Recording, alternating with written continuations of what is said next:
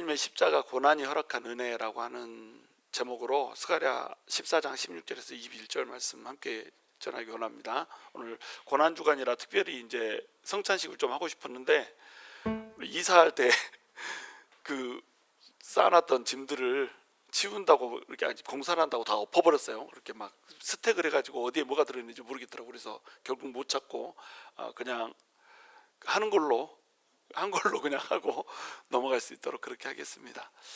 여러 가지 상황이 좀 악한 조건이죠. 근데 이 가운데서도 하나님의 은혜는 흐른다. 하나님의 은혜는 흐른다. 자, 우리가 우리 인생을 살다 보면 우리 뜻대로 되지 않는 것들이 참 많습니다. 우리 생각대로 되지 않는 것들이 많고, 또 우리가 정해둔 우리의 시간표대로, 우리의 타임테이블대로 이렇게 쫙 흘러가지 않는 게 우리의 인생이란 말이에요. 근데 이런 인생도 언제까지?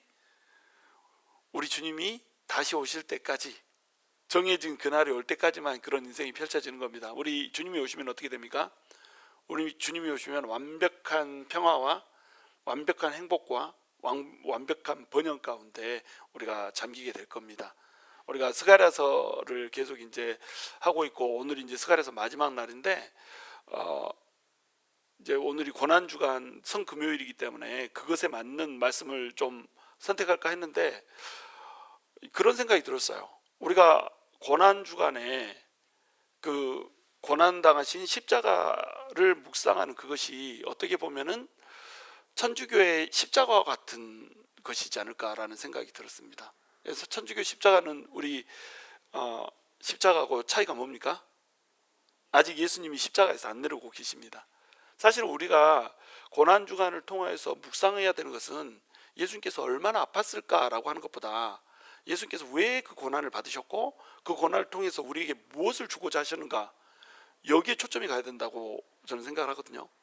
그러니까 고난주간이 주님의 그 십자가의 사랑, 이것을 우리 가슴에 품고 묵상하는 시간이 되어야 되는 게 맞는데, 사실은 그 고난주간을 통하여서 그 고난이 우리가 받았어야 될 고난이었고, 예수님께서 그 고난을 대신 받음으로 말미암아서 우리에게 온 하나님의 그 축복, 하나님의 그 행복, 하나님의 그 영광, 이런 것들을 오히려 더 묵상해야 되지 않는가라는 생각이 들었어요. 우리가 예수 그리스도의 피를 묵상하시면서 그 고통과 고난을 묵상하면서 우리도 그 십자가를 지고 자기를 부인하고 달려갈 수 있게 하는 힘이 어디에서 나오는 겁니까? 예수님이 우리를 위해서 죽어주셨다는 데서 나오지 않습니다. 사실 어디서 나오냐면 예수님께서 우리를 위해서 죽어주시고 우리를 대신해서 죽으시고 고통받으면서 우리에게 주신 그 소망, 그 참 소망이 있기 때문에, 마침내 우리에게 올 그 영광이 있기 때문에 우리가 사실 달려가는 거거든요. 우리한테 참 잘해주셔서 달려가는 게 아니고 마침내 우리에게 부어질 그 영광이 있기 때문에 우리가 달려가는 겁니다. 그 영광은 절대 쇠해지지도 않고요, 없어지지도 않고요, 파기되지도 않습니다. 그것을 위하여서 우리 주님께서 십자가에서 달리셨다. 그래서 십자가에 달리신 절기가 뭡니까? 유월절이죠.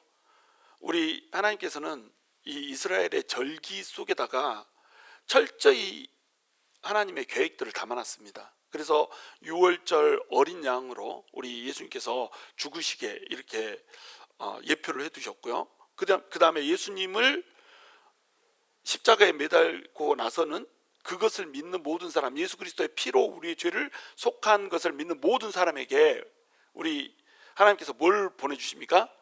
성령을 보내주십니다. 그래서 그 성령님이 우리 안에 들어옴으로 말미암아서 그 성령님은 뭐가 되냐면 보증이 되는 거예요.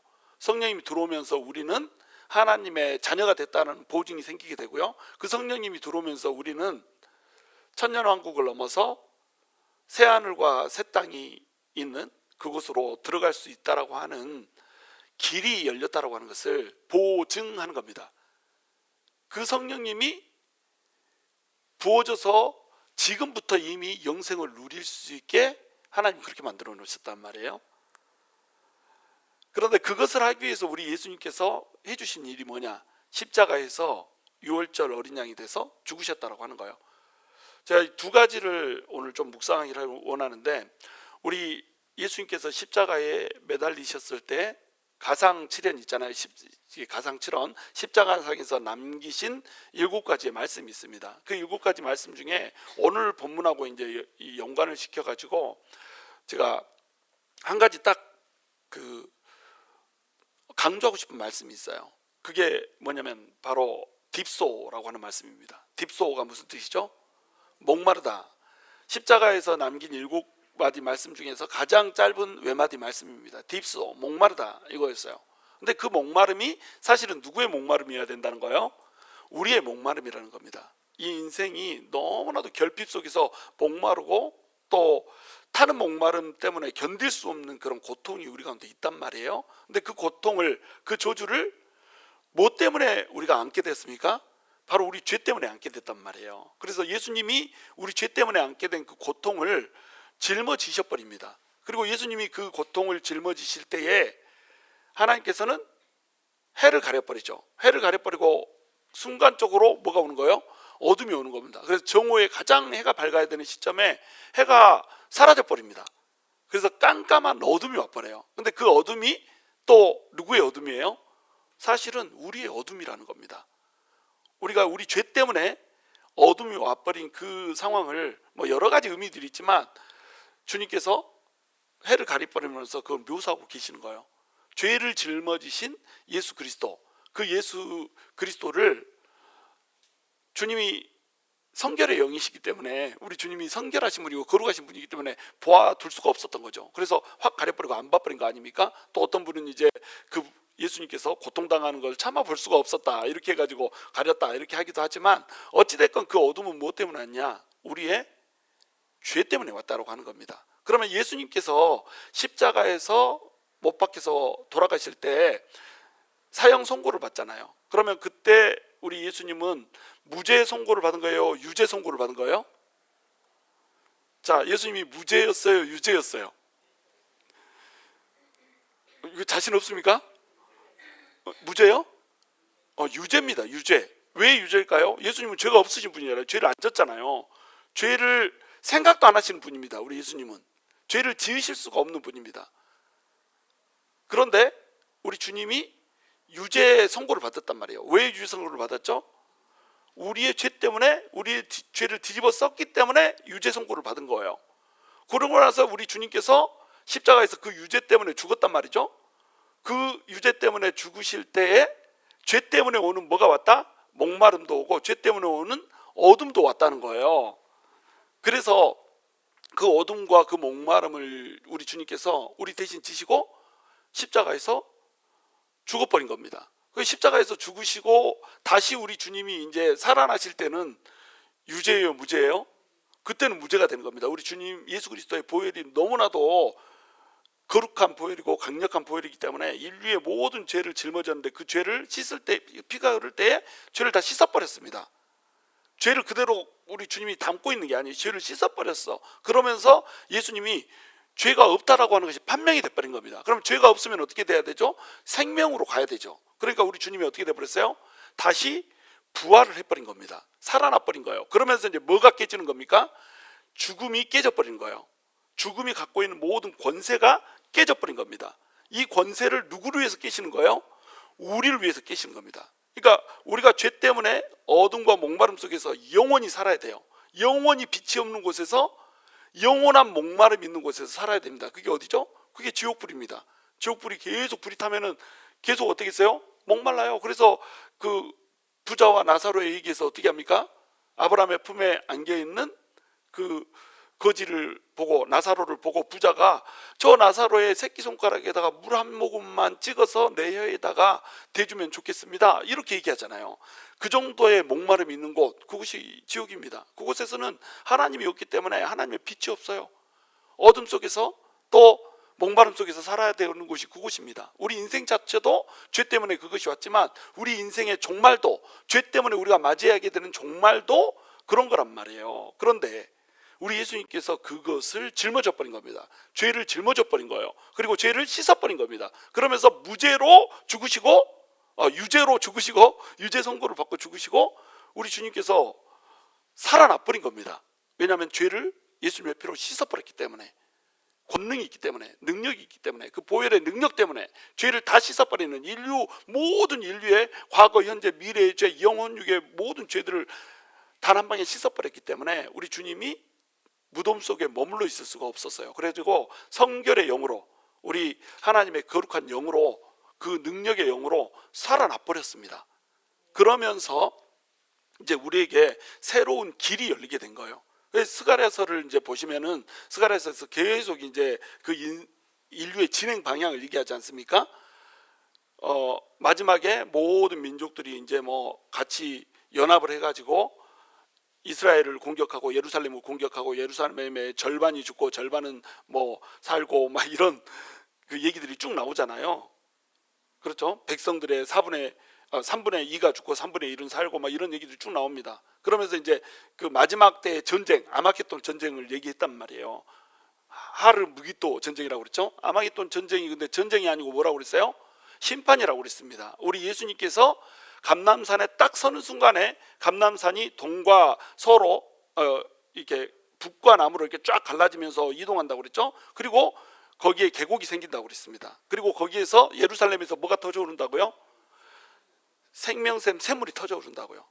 그래서 샘이 하나는 지중해로, 하나는 아라바 물가로 이렇게 서해로, 동해로 흘러서 이렇게 흐르게 될 거라고 하는 얘기를 했습니다. 이것을 통해서 뭘 얘기한다고 그랬어요? 바로 천년왕국이라고 하는 것을 얘기한다고 그랬습니다. 이 천년왕국 동안에 생수가 없어가지고 목마름 속에서 살아가는 인생들에게 목마름이 하나도 없는 인생으로 만들어준다라고 하는 것을 그림 언어로 그대로 보여주는 거예요. 예루살렘은 원래 물 부족 국가라고 그랬죠. 그래서 이 샘이 터지지가 않습니다. 샘이 없습니다. 그런데 예루살렘에서 그냥 그만 세상에 샘이 터져버린다니까요. 그래가지고 그 샘이 쫙 흐르면서 온 땅에 흐르고 있기 때문에 사실은 에덴 동산에도 물이 4개의 강물이 이렇게 흘렀지 않습니까? 유브라테, 뭐 티그리스, 비송강 뭐 이런 거 기억하시죠? 그런 강들이 흘렀잖아요. 근데 그 하일라강 이렇게 해가지고 4가지 강이 흐르는데 그 강물이 에덴 동산에 생명을 공급했었단 말이에요. 그런 것처럼 목마름이 없었던 에덴 동산처럼 그렇게 목마름이 없게 만들어준다라고 하는 거예요. 그리고 우리 주님이 신이 뭐가 된다고 그랬어요? 빛이 되어준다고 그랬습니다. 광명이 사라져버리고 대신 낮인지 밤인지 그냥 계속 우리 주님으로부터 오는 엄청난 빛이 임하는 거예요. 사도 바울이 맨 처음에 예수님을 딱 만났을 때 해보다도 더 빛난 광채가 있었다고 얘기하죠. 그러니까 우리 주님은 항상 빛으로 표현됩니다. 우리 주님이 빛이 되어서 나타나 주셔가지고 우리 가운데 있는 어둠을 날려줘 버렸다는 거예요. 근데 이것이 또 뭐하고 연결이 된다고요? 초막절과 연결이 된다고 그랬습니다. 그러니까 우리 주님께서 유월절을 지내고 유월절 때 그 유월절 어린 양으로 돌아가심으로 말미암아서 피를 흘려 주시고 그 피를 흘린 것을 우리가 믿으면 그 보혈의 능력으로 우리가 구원을 얻는다라고 하는 것을 믿으면 오순절 3대 절기의 두 번째 절기인 오순절에 임한 그 뭐가 임한다고요? 성령님이 우리에게 임한다라고 하는 겁니다. 그래서 우리가 주님의 자녀가 되는 거예요. 근데 그 주님의 자녀가 특별히 초청받는 것이 있습니다. 그게 뭐냐면 초막절이에요. 그래서 천년왕국에 들어가시면은 천년왕국 동안에 초막절을 지킨다라는 얘기가 나옵니다. 그래서 16절 한번 봐보시죠. 예루살렘을 치러 왔던 이방 나라들 중에 남은 자가 해마다 올라와서 그 왕 만군의 여호와께 경배하며 초막절을 지킬 것이라 이렇게 나와 있죠. 그러니까 천년왕국이 되면 유월절, 뭐 오순절 이런 거 지킨다는 얘기는 안 나옵니다. 에스겔서를 봐도 안 나오고 또 스가랴서를 봐도 안 나오고. 근데 지키는 절기가 있어요. 어떤 절기를 지킵니까? 바로 초막절이라고 하는 절기를 지키는 거예요. 이 초막절은 초막을 짓는 절기입니다. 이것을 숫꽃이라고 부르거든요. 숫꽃, 이게 초막이란 뜻입니다. 이 초막을 지어놓고 초막에서 일주일 동안 이제 사는 거예요. 7월 15일, 그러니까 유대력이죠. 유대력으로 7월 15일부터 일주일 동안 삽니다. 그 일주일 동안 살면서 일주일 동안 여기서 뭘 하냐면 그동안 광야를 돌면서 하나님께서 함께 해주셨던 그 은혜를 기억하면서 하나님을 경배하는 시간이에요. 그때 황소를 몇 마리를 잡습니까? 기억하시는 분? 70마리를 잡습니다. 7일 동안 70마리를 잡으려면 하루에 몇 마리씩 잡아야 될까요? 10마리. 이렇게 내가 답할 줄 알았어요. 하루에 10마리씩 잡는 게 아니고 7일 동안 잡는데 어떻게 잡냐면 첫날 13마리, 둘째 날 12마리, 셋째 날 11마리, 넷째 날 10마리, 그 다음에 9마리, 그 다음에 8마리, 그 다음에 7마리, 13부터 시작해서 7마리까지 이렇게 잡는 겁니다. 다 더하면 몇?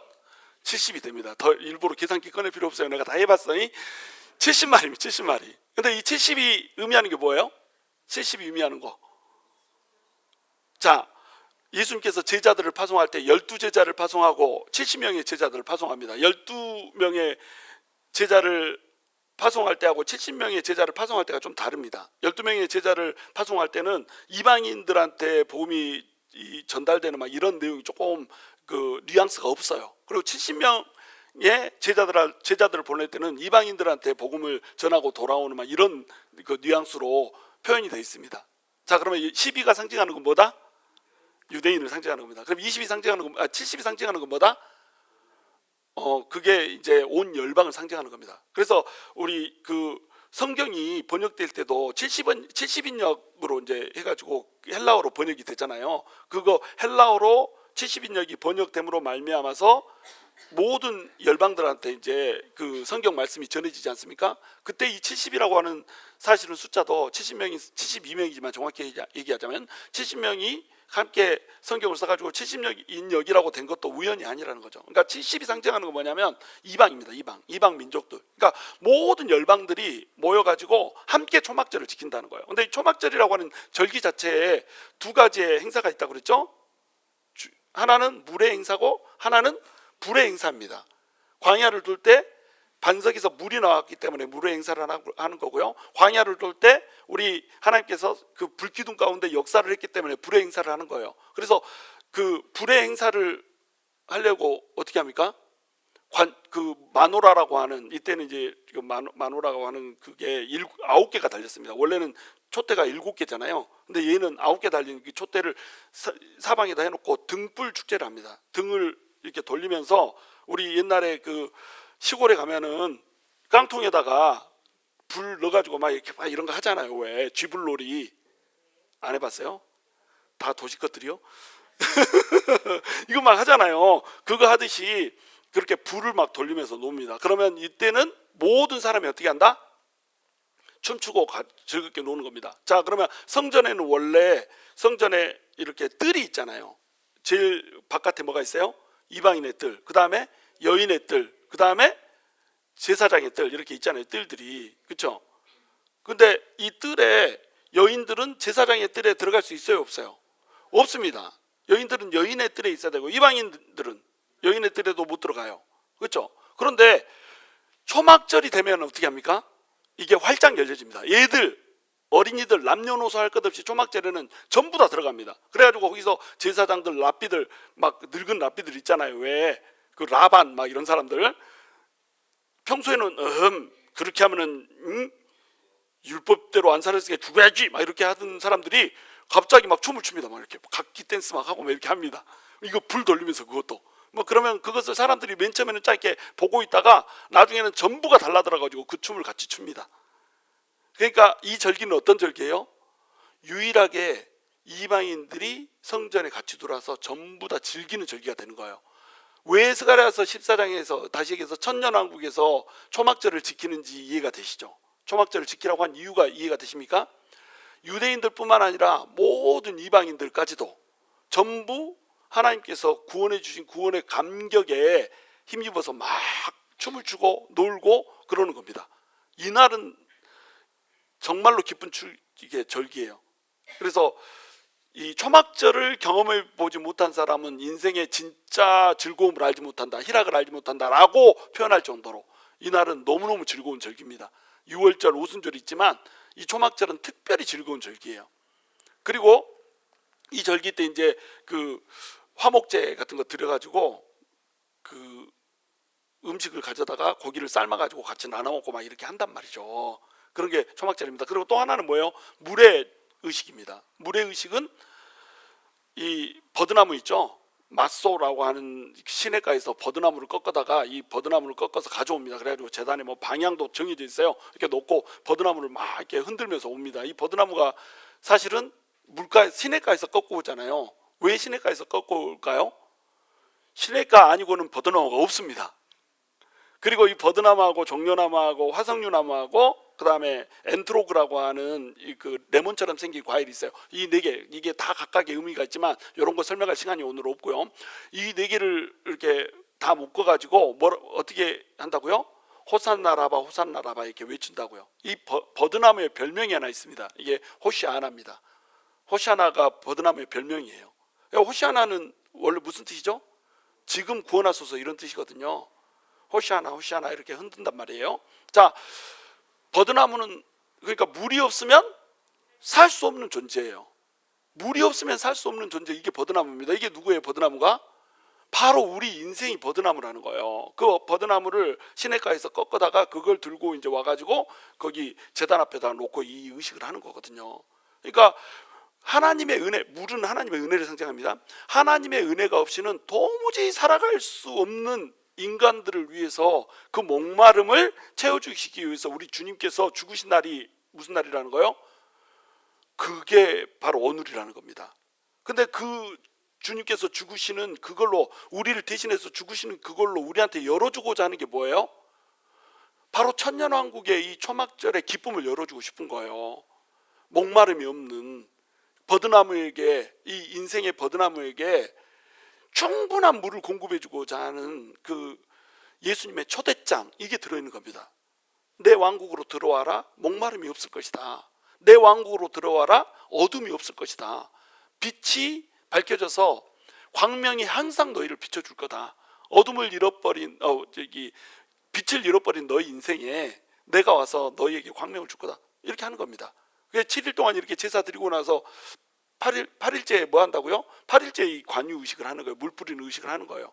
이때에 누가 신약에 보시면, 요한복음에 보시면 잡혀와요. 가늠하던 여인이 잡혀오잖아요. 가늠하던 여인이 잡혀온 절기가 수장절입니다. 이 가늠하던 여인이 사실은 이 목마름을 해소하기 위해서 가늠을 한 거잖아요. 인생이 너무 목말라, 내 인생에 만족이 없어, 그러니까 가늠을 한 거잖아요. 그리고 그 가늠을 어두운 데서 했을까요? 대낮에 밝은 데서 사람들 다 다니는 데서 했을까요? 어두운 데서 했죠. 그러니까 어둠 속에서 목마름 채우고자 그 가늠을 한 겁니다. 그러면 가늠은 여자 혼자 하는 게 아니잖아요. 누가요? 남자도 하는 겁니다. 근데 이게 셋업이었잖아요. 여자가 가늠하는, 여자만 쫙 잡아왔잖아요. 그러니까 셋업인 겁니다. 예수님을 잡기 위한 셋업이에요. 그러니까 그거 하려고 누구도 지금 어둠 속에 있어요? 바리새인들도 어둠 속에 있는 겁니다. 그 바리새인들은 또 왜 그 어둠 속에 있었을까요?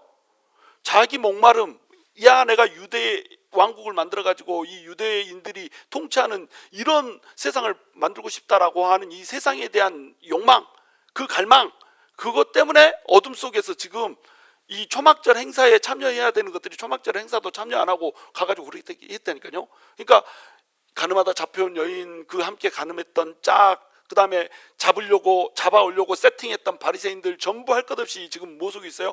목마름 속에 있고 어둠 속에 있는 겁니다. 그 여인이 왔을 때 우리 주님께서 뭐라고 얘기하시죠? 너를 정죄하지 아니하노니, 아니 나도 너를 정죄하지 아니하노니 다시는 가서 죄를 범하지 말라, 이렇게 얘기하죠. 그러면서 빛의 얘기를 합니다. 내가 세상의 빛이니까 더 이상 이제 어둠 가운데 다니지 말고 빛 가운데 다녀라. 그러면서 누구 얘기로 이어져요? 소경 얘기로 이어지는 겁니다. 소경, 날 때부터 소경된 자에게 눈에다가 진흙 붙여주고 가서 실로암 못으로 못에 가서 씻어라. 그러면 눈을 뜰 것이다. 네 어둠을 날려주겠다는 거예요. 네 갈망을 날려주겠다는 겁니다. 이것이 초막절에 얽혀있는 얘기들이에요. 다. 자, 그래서 이 초막절을 지키라고 얘기를 하고 있습니다. 만군의 여호와께 경배하며 초막절을 지킬 것이라. 땅에 있는 족속들 중에 그 왕 만군의 여호와께 경배하러 예루살렘에 올라오지 아니하는 자들에게는 비를 내리지 아니할 것인즉, 만일 애굽 족속이 올라오지 아니할 때에는 비 내림이 있지 아니하리니 여호와께서 초막절을 지키러 올라오지 아니하는 이방 나라들의 사람을 치시는 재앙을 그에게 내리실 것이라, 이렇게 얘기하고 있습니다. 초막절을 지키러 전부 다 오라는 거예요. 그러니까 모든 사람들이 지금 다 멸망했습니다. 누구만 살았어요? 지금 남은 자들만 살았습니다. 남겨진 자들만 살았어요. 이 남겨진 자들은 사실은 천년왕국이라고 하는 곳에 초대를 받은 거잖아요. 그러면은 이 천년왕국을 통치할 때 우리 예수님 뭘로 통치한다고 그랬죠? 철장 권세로 통치한다고 그랬죠. 예수님께서 이 천년왕국 동안에 통치할 때 거부할 수 없는 강력한 권세를 가지고 통치를 하십니다. 그러니까 너네 와서 초막절을 다 지켜라 그러면은 전부 지키겠어요? 안 지키겠어요? 다 지키는 겁니다. 그러니까 사실은 이것은 전부 다 와서 지킬 거라고 하는 것을 얘기하고 있는 거예요. 사실 애굽 족속, 애굽은 비가 내릴 필요가 있어요? 없어요? 비 내릴 필요가 별로 없습니다. 왜? 나일강이 있거든요. 그러니까 애굽 족속에 올라오지 아니할 때는 비 내림이 있지 아니하리니 별로 비 안 와도 먹고 살만한데 뭐 이렇게 되는 겁니다. 샘이 터져가지고 막 흐르고 있잖아요. sem이 터져 흐르고 있는데 뭐 비 내림이 있지 않을 것이다. 무슨 얘기예요? 하나님의 은혜가 끊겨질 거라는 겁니다. 하나님의 은혜가 끊겨질 거니까 오지 마, 반드시 초막절로 오라는 거예요. 그래서 초막절을 지키라고 하는 겁니다. 그러니까 은혜 가운데 거하고자 원하는 사람은 주님 앞에 나와서 주님을 경배해라 이 얘기를 하고 있어요. 근데 이것이 어떻게 된다고요? 천년왕국 때는 주님이 철장권세로 다스리기 때문에 전부 다 와서 주님을 예배할 겁니다. 근데 이 예배가 오기 싫어서 억지로 하는 예배가 되지 않을 거예요. 저는 그렇게 봅니다. 이 예배는 지금 남겨져 있는 예배잖아요. 그리고 샘이 터져가지고 예루살렘에서 막 해가지고 풍족하게 그 물이 있고 그 다음에 빛이 임하는 이런 상황에서 드리는 거잖아요. 이것이 예루살렘에만 일어나는 게 아니라 지형이 이렇게 지각 변동이 일어나가지고 전부 다 아르바가 된다고 그랬죠. 그러면서 예루살렘에서 흘러내려오는 물이 막 쫙 흘러가지고 이렇게 된다고 그랬습니다. 에덴의 회복이에요. 그러니까 세상 전체에 지각 변동이 있어가지고 전부 먹고 살기 좋다는 겁니다. 지금 이미 하나님께서 6월절, 오순절 다 절기 날려버리고 초막절만 남겨둘 정도로 기쁨이 이 세상 가운데 가득해요. 이런 세상 가운데서 우리 주님께서 자 와서 초막절에 잔치하자. 잔치잖아요. 이건 잔치입니다. 다 같이 그냥 막 노는 겁니다. 그러면 이 잔치에 올까요? 안 올까요? 여러분 1년에 한 번씩 와가지고 근한 잔치를 열어준다 그러면 가겠어요? 안 가겠어요? 간다는 겁니다. 그러니까 사실은 이게 너네 안 오면 죽는다 이런 말이라기보다는 어마어마한 기쁨이 있을 거라고 하는 얘기를 하고 있는 거예요. 19절 애굽 사람이나 이방 사람이나 초막절을 지키러 올라오지 않은 자가 받을 벌이 그러하니라. 그날에는 말방울까지 여호와께 성결이라 기록될 것이라. 여호와의 전에 있는 모든 소치 제단 앞 주발과 다름이 없을 것이니. 제단 앞에 주발이 있습니다. 그러면 제단 앞에 있는 주발이 더 거룩할까요? 아니면 아무데나 다니는 이게 소치 더 거룩할까요? 제단 앞에 있는 주발이 더 거룩할 겁니다. 그리고 예루살렘과 유다의 모든 솥이 만군의 여호와의 성물이 될 것인즉. 자, 예루살렘과 유다에 있는 모든 솥이 사실은 성물은 아니죠. 성물은 어디에 있는 게 성물이에요? 성전에 있는 게 성물이잖아요. 옛날에는 그랬습니다. 근데 지금은 거룩해져 버렸어. 그래가지고 말 방울까지 여호와의 성결이라고 써져 있단 말이에요. 말은 부정한 짐승이에요? 정결한 짐승이에요? 부정한 짐승입니다. 말은 부정한 짐승이에요. 근데 이 부정한 짐승이 평소에 달고 다니는 방울, 계속 말에 달려있어. 이 부정한 것에 방울이 달려있어. 델랭 이렇게 하면서 달려있어. 이 방울은 부정해요? 정결해요? 부정합니다. 부정한 것에 계속 달려있으니까. 근데 여기까지도 뭐라고 쓴다고요? 여호와께 성결이라고 써져 있다는 거예요. 그러니까 전부 거룩하게 산다는 겁니다. 왜요? 무저갱에 사탄이 갇혀버렸어. 무저갱에다 사탄을 던져버렸습니다. 유혹하는 놈도 없고요, 꼬시는 놈도 없고요, 꼬실레이션이 없습니다. 그러니까는 정결해져 버렸단 말이에요. 모든 것이 거룩해져 버립니다. 심지어는 뭐도 거룩해진다고요? 예루살렘과 유다에 있는 모든 소치 다 거룩해져 버려요. 그러니까 정결하다, 얘는 정결하다, 얘는 부정하다, 이런 구분이 없어져 버립니다. 사람도 마찬가지죠. 사람도 뭐 그 이스라엘 사람들은 거룩하고 또 이방인들은 부정하고 이런 개념 자체가 없어져 버립니다. 또 손은 거룩하고 뭐 말은 부정하고 이런 개념도 없어져 버립니다. 왜요? 주님이 다 전부 다 죄를 속해버렸어. 죄를 전부 다 속해버린 채로 지금 열리는 게 뭐예요? 천년왕국입니다.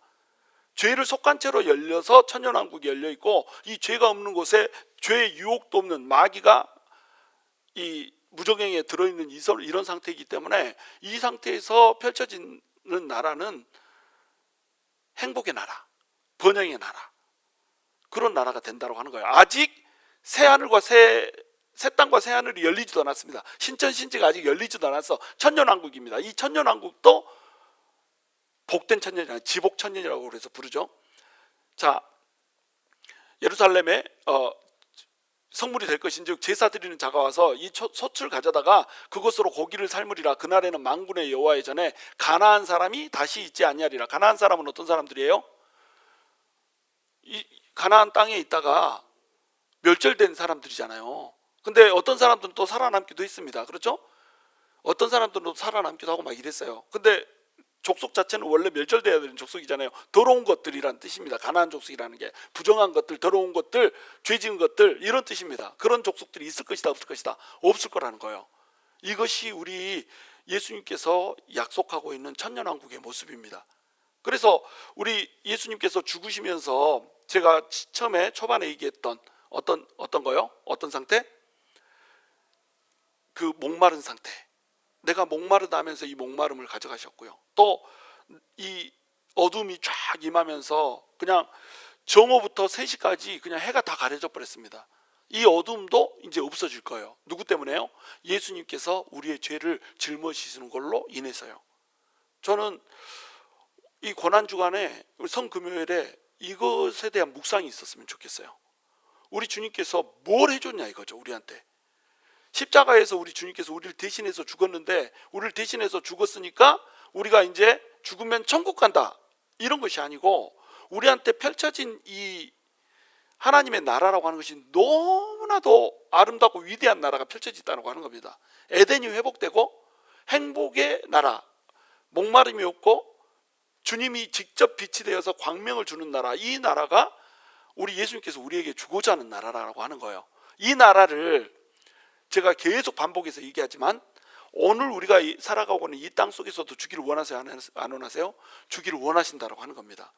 그러면 이 나라가 임하기 위해서 우리가 거쳐야 되는 게 뭐예요? 우리가 거쳐야 되는 것이 바로 십자가라고 하는 겁니다. 그러니까 십자가를 통과하고 우리 주님께서 죽으시고 부활이 있잖아요. 그리고 영광이 있잖아요. 그런 것처럼 우리 역시 똑같다는 겁니다. 우리가 예수님하고 연합되어서 이걸 누리는 거거든요. 우리가 예수님과 연합해서 이걸 누리는 겁니다. 천년왕국은 왜 누리는 거예요? 천년왕국에 왜 우리가 왕처럼 세상을 다스리면서 사는 겁니까? 예수님과 연합됐기 때문에 그렇습니다. 예수님과 연합돼서 십자가에서 같이 죽고 예수님이 부활할 때 같이 살아났기 때문에, 예수님과의 연합 때문에 우리한테 천년왕국이 열리는 거고, 천년왕국 이후에 새하늘 새 땅에서 열리게 되는 그 영광을 우리가 누리게 된다고 하는 거예요. 그러면 이 인생은 계속 얘기하지만 아마겟돈의 축소판이라고 그랬죠. 그리고 또 아마겟돈 전쟁이 우리 주님께서 딱 임재하는 순간에 하나님의 승리로 전환이 돼가지고 승리의 영광으로 펼쳐진다고 그랬죠. 이것이 인생의 반복이에요. 우리 인생이 축소판, 이 하나님의 임재가 펼쳐지는 겁니다. 마태복음에 보시면은 제일 처음에 임마누엘로 시작하잖아요. 그렇죠? 마태복음에 임마누엘로 시작합니다. 그리고 이게 샌드위치 기법이에요. 쭉 예수님의 생애를 다룬 다음에 뭘로 끝날까요? 임마누엘로 끝나죠. 그러니까 물어봤지. 샌드위치 기법입니다. 임마누엘로 끝나서 시작해서 임마누엘로 끝납니다. 우리 주님께서 우리 가운데 오셔가지고 우리 죄를 속하시고 다시 우리 주님이 오시잖아요. 이것도 사실은 샌드위치입니다. 우리 주님께서 우리 가운데 오신 이 사건, 이것을 이 요한복음 1장 14절에서 뭐라고 얘기해요? 이 말씀이 육신이 되어 우리 가운데 거하심에, 이렇게 있죠. 이게 뭐예요? 임마누엘입니다. 우리 주님이 이 땅 가운데 성육신해가지고 오신 그게 뭐냐면 임마누엘이에요. 그래서 그 이름을 임마누엘이라고 이름을 임마누엘이라고 하는데, 이름은 뭐라고 지었어요? 예수라고 지었습니다. 왜 근데 사람들이 딴지를 안 걸죠? 예수라고 하는 그 이름 자체가 임마누엘입니다. 동의어입니다. 동의어. 우리 주님께서 구원해 주시기 위해서 우리 가운데 임마누엘, 우리 가운데 오셨다는 거예요. 자, 그리고 이제 6월절에 오셔가지고 죽으셨습니다. 오셔서 6월절에 죽으셨습니다. 그리고 나서 이제 우리 주님이 다시 어때요? 다시 임마누엘 하시는 겁니다. 다시 오시는 겁니다. 다시 임재하셔가지고 이 세상을 전부 다 심판하시고, 하나님께 붙어있는 자들은, 예수께 붙어있는 자들은 어떻게 한다고요? 전부 다 구원하는 겁니다. 그러니까 임마누엘로 시작해서 결국 뭘로 끝나요? 임마누엘로 끝나는 겁니다. 이 세상이 그렇게 돼 있어요. 임마누엘로 시작해서 임마누엘로 끝나게 돼 있습니다. 우리가 임마누엘의 예수님을 만나고 나면 임마누엘의 그 예수님, 다시 임하게 될 예수님, 재림하실 그 예수님과 함께 거하게 될 겁니다. 그런데 이 예수님을 우리가 영접하지 않은 사람들은 어떻게 될까요? 끝에 임마누엘도 없게 되는 거예요. 처음에 오시는 그 예수님이 우리 가운데 거하는 사람, 다시 얘기해서 예수님과 연합된 사람만이 끝에 오시는 예수님, 그 종말의 임마누엘과도 같이 연합이 되는 겁니다. 그러면 이 종말과 종말이 전부 다 임마누엘이라고 한다면 요 사이는 뭘로 채워야 될까요? 이 사이는 뭘로? 임마누엘 끝, 시작도 임마누엘, 끝도 임마누엘입니다. 여기 뭘로 채워야 돼? 임마누엘로 채워야 되는 겁니다. 우리 하나님께서 임재하시는 시간들로 계속 채워나가야 되는 거예요. 그래서 그것을 갈라디아서 2장 20절에는 뭐라고 얘기하고 있어요? 이제는 내가 산 것이 아니요 내 안에 나를 사랑하사 나를 위하여 십자가에서 죽으신 예수 그리스도를 믿는 믿음 안에서 산다고 그러죠. 주님이 늘 임재하는 사람으로 사는 겁니다. 주님이 늘 임재하는 사람으로 산다라고 하는 것, 그것이 우리에게 뭘 갖다 줘요? 마치 천년왕국과 같은 행복을 가져다 주는 거예요. 우리에게 물을 가져다 주고요, 그 다음에 목마름을 없애버리고요, 우리에게 빛을 가져오고요, 어둠을 없애버리고요. 이걸 사람들이 못하는 겁니다. 조금 주님이 어디 가고 안 계시는 것 같으면은 주님에서부터 떨어져 버린단 말이죠. 조금 주님의 시간이 좀 더뎌지는 것 같으면 주님한테서 떨어져 버린단 말이죠. 근데 우리는 어떻게 해야 된다고 하는 거예요? 계속 임마누엘 해야 되는 겁니다. 주님이 다시 오시는 그날까지 임마누엘과 임마누엘 끝과 끝을 막대기로, 이 봉우리 여의봉 같은 거야. 끝과 끝이 이렇게 동그란 봉우리로 됐다면 이 사이를 임마누엘로 쭉 연결하는 겁니다. 우리 뜻대로 안 된다고 할지라도, 우리 마음대로 안 된다고 할지라도, 우리 건물 우리 마음대로 안 되잖아. 지금 뭐 이제 여러분은 모르겠지만 막 허가 나고 퍼밋 나고 막 이런 거 하나하나가 막 그냥 골치 아픈 일들이 투성입니다. 뭐 가스 들어오고 막 가스를 내려면 어떻게 해야 되고 막 다 맡아서 하고 있지만 아우 답답해 죽겠어 그냥. 예? 뜻대로 되는 게 없어. 근데 그런 상황 속에서도 우리가 어때요? 임마누엘, 주님과 그냥 함께 동행하는 거예요. 그까짓 거 뭐 안 되면 어때? 그냥 살다가 주님 오실 날까지 그러고 있다가 주님 오시면 우리가 영광인데, 그렇잖아요? 크리스찬의 사는 방식입니다. 크리스찬은 환경과 감정의 지배를 받지 않습니다. 상황이 안 좋아지고 또 조건이 안 좋아져도 그 안에서 임재하시는 예수 그리스도를 느끼면서 예수님과 친밀한 교제를 나누는 것, 이것이 그 삶의 목표가 돼버립니다. 예수님과 교제하는 것 그 자체가 삶의 목표예요. 이것이 뭐예요? 이것이 크리스찬이에요. 크리스찬은 예수 믿었기 때문에 형통한 거, 이게 아닙니다. 예수 믿었기 때문에 내 인생의 갈증이 풀어지는 거, 내 인생의 어둠이 날아가는 거, 이것이 목적이 아니에요. 어둠 속에서도 임마누엘, 주님과 함께하는 거, 연합하는 거, 이게 목적입니다. 목마름 속에서도 주님과 함께하는 거, 같이 주님을 더 깊이 아는 거, 이게 목적입니다. 이것이 되면 어떻게 돼요? 목마름도 날아가고 어둠도 날아가는 거예요. 이게 안 되면 어떻게 되죠? 이게 안 되면 계속 목마름 속으로, 어둠 속으로 들어가는 겁니다. 왜? 그 속에 들어가서야만 만날 수 있는 깊이의 주님이 있기 때문에 그래요. 우리 인생이 왜 힘든가? 이렇게 얘기하면서 우리가 힘든 곳으로부터 나오려고 시도를 하잖아요. 힘든 곳으로부터 나오려고 시도하는 게 크리스찬이 아닙니다. 크리스찬은 너무 인생이 힘드니까 거기서 빠져나가려고 주여 하는 게 아니에요. 원래 크리스찬은 물론 그렇게 하면서 기도하면서 주님을 만나지만, 크리스찬의 인생의 목표는 뭐냐면 아무리 힘든 상황 속에서도 이 일을 통해서만 만날 수 있는 예수 그리스도를 만나는 거, 이게 목적이라니까요. 그게 삶의 목적이 돼버리잖아요. 그러면은 인생이 시시해집니다. 인생의 고난도, 인생의 풍파도 전부 시시해져 버려요. 왜? 예수님보다 큰 게 어디 있어요? 예수님보다 가치 있는 게 어디 있어요? 예수님을 만나는 것보다 더 의미 있는 게 어디 있어요? 예수님을 만나는 게 천년왕국이잖아요. 근데 우리가 너무 이 작은 일 하나하나에 일희일비에 일어난 사건은 요만한데, 침소봉대라고 들어봤죠? 안 들어봤어요? 들어봤다고 해. 그냥 안 들어봤어. 너 설명할 거니까. 어차피 침소봉대, 침같이 조그만 일인데 우리는 뭐처럼 생각해요? 봉처럼, 봉처럼 크게 생각해. 하나님의 나라를 좀 그렇게 생각하면 얼마나 좋아? 나한테 맡겨진 사명을 좀 그렇게 생각하면 얼마나 좋아요? 작은 일을 맡겨줘서도 그게 큰 거인 것처럼 이렇게 생각하면 얼마나 좋아요? 근데 그렇게 생각하는 게 아니라 별거 아닌 일이 떨어졌는데 우리한테는 너무너무 큰 일인 겁니다. 그게. 그래가지고 죽겠다고 막 이러는 거예요. 근데 주님을 딱 만나고 나면 어때요? 아무것도 아니게 돼버린단 말이에요. 별거 아니게 돼버립니다. 그까짓 거 이렇게 돼버리는 겁니다. 얘들 막 우는 거 보면은요, 우리 강아지들 얘기 한번 해볼게요. 우리 강아지들 우는 거 보면은 그 강아지 한 마리를 우리 집에다가 맡아주려고 데려왔습니다. 우리 두 마리가 있었는데 한 마리 더 추가됐죠. 이 두 마리를 이 두 명이 뭘로 생각할까요? 친구로 생각할까요? 적군으로 생각할까요? 적군으로 생각합니다. 난리도 아닙니다. 막 서로 둘이 붙어가지고 막 앵기고 막 이렇게 하는데, 얘가 처음 보는 장난감들이 있어. 강아지들이 노는 장난감. 그래 갖다가 요만한 거 하나, 지들 평소에 놀지도 않아. 요만한 거 하나 갖다가 지 집으로 갖고 들어가가지고 거기서 막 입으로 깽깽깽깽 막 물고 있습니다. 그랬더니 계속 막 짖는 거예요. 꽉꽉꽉 너무너무 시끄러워가지고 못하게 하고 막 그래도 계속 하는 겁니다. 그래가지고 뭐 때문에 그런데 가서 가봤더니 요만한 장난감 하나 집에다 넣어놨다고. 지 건데 만졌다고. 그래가지고 내가 아따 더러운 놈 이러고 빼가지고 밖에다 내놨습니다. 이거 갖고 놀까요 안 놀까요? 갖고 안 놀아. 관심도 없어. 근데 그거 가져왔다고 왱왱 막 이러고 있는 겁니다. 한 시간 울었나? 한 시간 정도로 그냥 왜 그래? 그만 스탑. 왜 그만해. 왜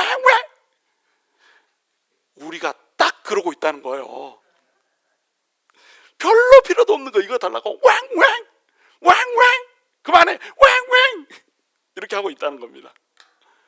이리와 나랑 같이 있자. 그래도 주인한테도 안 오고 그거 갖다 놓으니까 겨우 이제 들어넣어가지고 자고. 그거 잘 거면 뭐 이렇게 달라고 그래?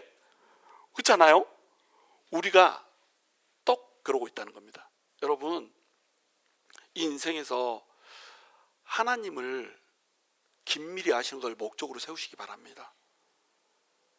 그것이 인생을 사는 크리스찬의 비결입니다. 우리가 이방인들처럼 살 수는 없잖아요. 그러니까 예수를 믿지 않는 사람들처럼 살 수는 없잖아요. 예수 믿지 않는 사람은 뭐가 소망이에요? 이 세상 것들이 소망입니다. 이 땅의 것들이 소망입니다. 어떻게 해서든지 이 땅의 것을 차지하고 싶어가지고 안달입니다. 근데 크리스찬들은 어떤 게 소망이라고요? 하늘의 것이 소망이니까요. 땅에서 하늘로 옮겨져 버렸습니다. 요즘에 사도 바울 하고 있잖아요. 사도 바울도 옮겨진 것을 얘기하고 있잖아요. 전이가 된 것을 얘기하고 있습니다. 이행이 된 거. 원래는 자기가 육신대로 사람을 대했고요. 육신에 따라서 그리스도도 대했습니다. 육신에 따라 그리스도를 대했다는 게 무슨 뜻이라고 그랬죠? 그리스도 막 대한다는 게 아니야. 들었어 안 들었어? 자, 육신에 따라 그리스도를 대한다는 게 무슨 뜻이냐면, 그리스도를 대할 때에 내 육신에 유익을 주는 존재로 그리스도를 대했다는 거예요. 정치적 메시아로 그리스도를 대했다는 겁니다. 사도 바울이 육신에 따라서 그리스도를 대했어요. 그리스도는 유대 민족을 이 세상에서 가장 큰 제국으로 만들어가지고 이 땅을 전부 다 통치하게 할 사람. 근데 나는 바리새인 중에서도 가말리엘 학파, 이제 20대 후반 젊은 나이에 벌써 이 처형관의 역할을 맡을 정도로 잘 나가는 놈, 한 5년 후면은 내가 대빵, 그러면은 하나님의 나라가 임할 때는 그때도 내가 대빵, 이렇게 되는 겁니다. 그러니까 누구 욕심이에요? 그리스도를 바라고 있지만 누구 욕심이야? 내 욕심이라는 거예요. 내 욕심. 우리 크리스찬들이 얼마나 많은 사람들이 이렇게 살고 있는지 몰라요. 하나님 나라 운운하면서 결국엔 뭘 찾고 있어요? 내 행복, 내 만족을 찾고 있다는 거예요. 나의 유익을 찾고 있다는 겁니다. 그것을 뭐라고 부른다고요? 육신에 따라 그리스도를 섬기는 걸로 찾고 있다니까요. 정치적 메시아를 찾고 있다는 거라니까요. 근데 우리 사도 바울이 예수님을 만나고 난 다음에는 어떻게 해요? 육신에 따라 그리스도를 따르는 것이 아니라 영에 따라 그리스도를 찾는 사람이 됐다니까요. 그래서 사도 바울이 인생이 완전히 바뀌어버렸잖아요. 똑같은 성정, 똑같은 스펙을 가진 사람이 완벽하게 인생이 역전돼 버렸습니다. 세상을 향해서 달리는 사람, 자기 생각하는 자기 야망을 위해서 달리던 사람, 자기 욕망을 위해서 달리던 사람이, 자기의 신조를 향해서 달리던 사람이 예수 그리스도를 위해서 자기 목숨을 던지는 사람으로 완벽한 이행이 이루어져 버렸습니다. 육신에 속한 사람이 완벽히 하늘에 속한 사람이 돼버렸고요, 영에 속한 사람이 돼버렸어요. 땅에 속한 사람이 하늘에 속한 사람으로, 아담 계열이 예수 계열로, 그리고 육에 속한 사람이 영에 속한 사람으로 완벽한 반전을 이루어버렸습니다. 이것을 누구도 해야 된다고요? 우리도 해야 되는 겁니다. 우리가 이 반전이 있어야 되는 거예요. 그러면 인생이 행복해집니다. 사도 바울은 그렇게 열정적으로 달려다니면서도요, 하나님의 그 은혜가 내가 이렇게 열심히 했으니까 이것으로 인해서 나한테 올 거야, 이렇게 생각하지 않았습니다. 사도 바울은 내가 지금 열심히 하나님을 위해서 뛸 수 있는 그 자체를 자기의 영광으로 생각했습니다. 자기의 상으로 생각했습니다. 이렇게 돼버려요. 그냥 기쁠까요? 즐거울까요? 기쁘거나 즐거우나, 기쁠까요? 즐거울까요? 답이 하나밖에 없어. 기쁘거나 즐거우나. 기쁩니다.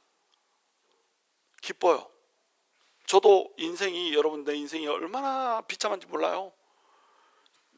막 눈이 따끔따끔합니다. 잠이 부족해가지고 얼마나 잠을 못 자고 이렇게 고생하는지. 그래서 제가 이보현 사모를 내 전화기에다가 트리플 A 각시 이렇게 저장해 놨거든요. 트리플 A라고 왜 저장해 놓은 줄 아세요? 하나님한테 미쳐가지고 말씀 준비하고 기도하고 이러느라고 집안일을 거의 아무것도 못합니다. 그런데 혼자 맡아서 다 해줍니다. 거기다가 사역 똑같이 해주죠. 성경 말씀 너무너무 잘 알고 은사 너무너무 많고 막 이렇게 하죠. 빠지는 게 하나도 없어. 그래서 내가 트리플 A라고 붙여놨다니까요. 그리고 내가 이렇게 교부님 막 이렇게 부르고요. 이렇게 합니다. 만약에 내가 여자였으면 나 같은 남자라고 살면은 당장 걷어찼어. 별로 남편으로서 쓸모가 없습니다. 근데 내 속으로는 내가 어때요? 고생해요, 안 해요? 고생합니다. 그래서 저 트리플 A가 나한테 뭐라고 얘기하면, 아이고 불쌍하다, 이렇게 얘기합니다. 불쌍하다. 왜 불쌍하다고 얘기해요? 잠도 못 자고. 남들 다 자는 시간에 나는 공부하고 있거든요. 남들 다 자는 시간에 나는 눈 뻘게 가지고 말씀 준비하고 있거든요. 남들 다 자는 시간에 나는 성도들을 어떻게 해서든지 병 한번 고쳐주겠다고 임재로 해서 기도하거든요. 제가 하루에 몇 시간 기도할 것 같아요? 몇 시간 기도할 것 같아요? 찍어보세요. 2시간 기도합니다. 2시간. 제 이 스케줄을 한번 생각해 보세요. 2시간 기도하는 시간을 낼 수 있겠어요? 없겠어요? 낼 수 없습니다. 근데 내가 목사가 되기 전에는 내가 2시간 기도 안 했었어요. 왜? 피곤하니까. 근데 지금은 왜 2시간 기도할까요? 나를 위해서 기도할까요? 아니면 성도들을 위해서 기도할까요? 성도들 때문에 기도하는 겁니다. 왜? 나 같은 목사 만나가지고 성도들이 불행해질까 봐. 그러면 육신이 버텨요? 못 버텨요? 못 버팁니다. 근데 행복해요? 불행해요? 행복합니다. 왜요? 나 같은 것을 불러다가 목사 삼고 양들 치라고 맡겨준 게 감사해가지고, 나 같은 게 어떻게 양들을 칩니까? 내 양을 먹이라, 내 어린 양을 치라. 나 같은 게 어떻게 양을 먹여라. 지 앞가림도 못하는 게 제 앞가림도 못합니다. 내 인생 하나 내가 어떻게 할 도리가 없습니다. 기도 시간도 목사 되기 전에는 30분도 못 내가지고 그냥 잠자고 막 퍼지고 막 이렇게 했었습니다. 그렇게 지금처럼 바쁘지 않은데도. 근데 지금 풀타임으로 일하고 풀타임으로 목회하고 풀타임으로 말씀 전하고 또 교단에 지금 이제 교수까지 내가 하고 있잖아요. 네? 네. 내가 노를 할 줄 몰라가지고 내가 노하는 법을 못 배웠습니다. 하나님께서 맡기면 무조건 예스 하는 것 때문에 그렇게 해가지고 죽을 지경이야. 왜 이렇게 해야 되는 걸까요? 이것이 상급이니까. 이렇게 시켜주는 게 상급입니다. 나 같은 것을 누가 데려다가 그런 걸 시켜줘요. 나 같은 거를. 세상에 얼마나 똑똑한 사람이 많고 얼마나 스펙 좋은 사람들이 많은데 누가 나 같은 것을 갖다가 목사를 시켜주고 이렇게 좋은 성도들 앞에서 목사하게 하고 또 성도들을 위해서 기도하게 하고, 기도하면 또 하나님의 임재가 있어가지고 하나님의 역사가 또 나타나고, 나 같은 것을 세상에, 이것이 뭐라는 거예요? 이것이 영광이라는 거예요. 더 바라는 게 없습니다. 더 바랄 게 없어요. 리모델링 빨리 끝나고 땅이 얼른 팔리고 돈 들어오고 곧 죽을 만한 분이 와가지고 이제 내가 유언으로 내 모든 재산을 당신한테 남깁니다 이렇게 써서 주고 이런 거 안 해도 그런 거 꿈도 꾸지 않지만 지금 내가 이 자리에 서서 하나님의 일을 할 수 있다는 그 자체가 뭐예요? 그 자체가 영광이라니까요. 여러분 어떠세요? 여러분도 저는 그 꿈을 가질 수 있었으면 좋겠어요. 정말로 하나님의 영광, 하나님의 그 평강, 하나님의 놀라우신 은혜, 이런 것들을 여러분의 삶 속에 오늘 누리는 천국으로 누릴 수 있었으면 좋겠어요. 오늘 이 고난 주간에 예수님이 참 아팠겠다 이것만 생각하는 게 아니고 예수님이 무엇을 위해서 아팠겠는가 이걸 생각하자는 거예요. 무엇을 위해서 아팠겠습니까? 우리에게 바로 이 복을 주기 위해서 아팠다는 거예요. 그러면 이 복을 우리가 찰 수 있어요, 없어요? 찰 수가 없다는 겁니다. 오늘 이 밤에 이 복을 차가지고 쪽박 만들지 마시고 이 복을 받아 안아가지고 대박 터뜨리시기를 주님의 이름으로 축원합니다.